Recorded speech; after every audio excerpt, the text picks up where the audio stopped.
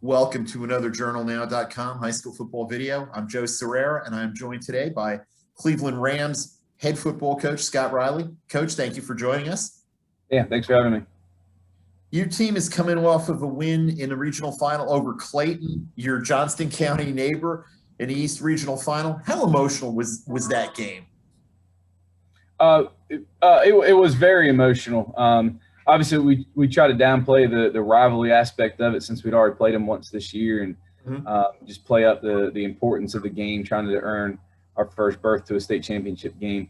But there's no ignoring that the kids grew up playing football with each other and know each other really well. So, they wanted to go to a state championship game, but they also, didn't want to let Clayton go in their place. So, I think it was a big relief when we pulled ahead and then won the game. You mentioned pulling ahead. You guys had a little bit of an early deficit in that game. What did you learn about your team in that game? I don't know if we learned it in that game. I think we've known it about them all year. They're just made up a little bit different than any group I've been around before. Just that they refuse to let things out of their own control. So it's something they kind of talked about. I think maybe the pandemic played that up, where so much for so long was outside of their control. Once they got to be able to get on the field and take control over who won or who lost, they weren't going to let that go. So I kind of learned that about them week one against Southview. We led the whole game, but we had a 2-score game. They came back and made it pretty tight, 4-point lead we had, and momentum had definitely shifted, and they kind of stormed back and put it back into a 2-score game category for us. So I think right then, and then the first Clayton game was the first time we trailed all year, after having a big lead at halftime, and Amarion getting hurt, and all the momentum shifted to their side, and everything seemed to be going wrong, and they just stood up in the fourth quarter and played unbelievable and won the fourth quarter 14-0 and got the victory. So we've kind of known it about them, and they continue to demonstrate that on last Friday. You mentioned this is Cleveland's first trip to the state championship game. With all the COVID restrictions, can't have some of the hoopla, maybe the pep rallies, some of the other stuff that would normally surround a state championship football game. Do you wish your guys could have that, or is it a little easier to keep them focused without some of the distractions they might have in a typical year? Yeah, I think from a coach's perspective, you obviously want to keep it as normal a week as possible, particularly the short week. You don't have as many reps and that kind of thing. But at the same time, it's a once-in-a-lifetime opportunity, so you want the kids to have the excitement, enjoy the fun of it. So, it's kind of a double-edged sword like that. For folks from the Triad who haven't seen your team, don't know much about them, what would you tell them? Who are some of the guys that folks need to be watching Thursday night for the Rams?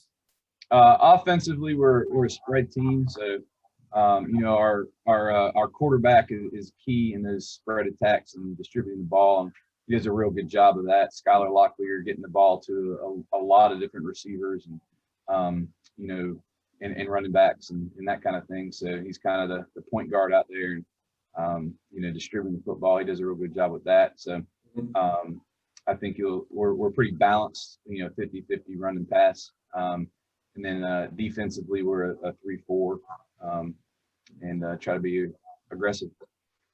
Yeah, you mentioned Amarion Hampton, considered one of the nation's top running backs in the class of 2022. You're still an explosive offense without him. I mean, obviously, you'd love to have him. He had an ankle injury. You mentioned that Clayton game. What makes this offense so explosive? I mean, it's not just 48 points a game. It's, as you said, balance between run and pass, and you don't see that very much. Yeah, I think with our philosophy is try to be able to get the ball anywhere on the field, and take the open throws of the space that's available on the field. And fortunately for us, we have a good amount of talent, so we can give the ball to 4 different receivers at any given time that are have the ability to work open and that kind of thing. And our O-line does a good job as well. So I think there's no glaring holes I probably at this point, and I think Mount Tabor is the same way, that there's no bad players on the field at this point. Mm-hmm. So that helps. Yeah, I mean, Mount Tabor's coach Tyshawn Brown raved about your quarterback, Skylar Locklear. He said he's the best running quarterback we're going to face all year, and he's the best passing quarterback we're going to face all year. So he's obviously concerned about nobody's going to stop your offense, but containing him a little bit. Mount Tabor has one of the best defenses around. I don't know how they compare with some of the teams you've seen this season, but what do you see from the Spartans on both sides of the ball? Yeah, like you said, they're really good on defense. I don't know if they've given up more than 20 some points all season. So that's pretty impressive. Just like I said about the offense, there's no one you can say, all right, we can pick on him. All the guys out there, offense and defensively, are good football players and are obviously well coached and tough, and you can tell they play really hard.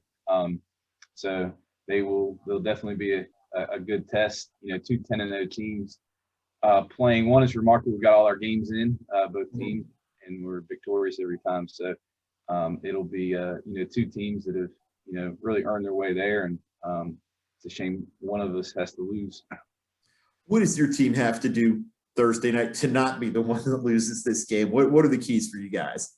I think not to oversimplify it, but blocking and tackling is what it comes down to. If we can block them up front, which I don't think anybody has, but if we can first do that, that'll go a long way. And they're I assume they're twin brothers.